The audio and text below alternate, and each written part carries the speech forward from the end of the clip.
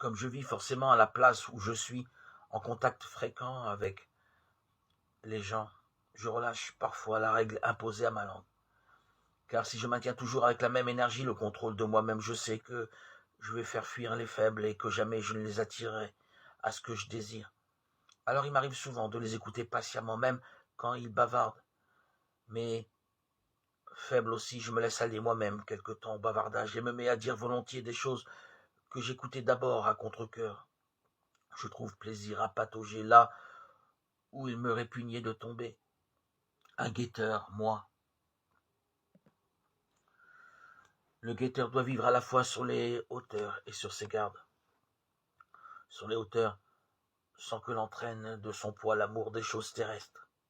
Sur ses gardes de tous côtés, de peur que ne le frappent de ses traits quelques ennemis dissimulés.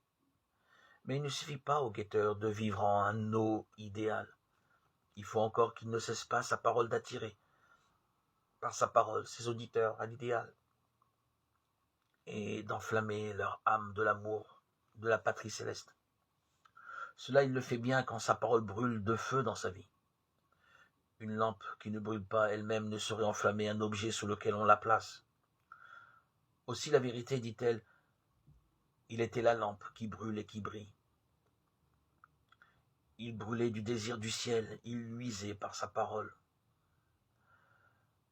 Pour assurer la vérité de la prédication, il faut donc l'élévation constante de la vie.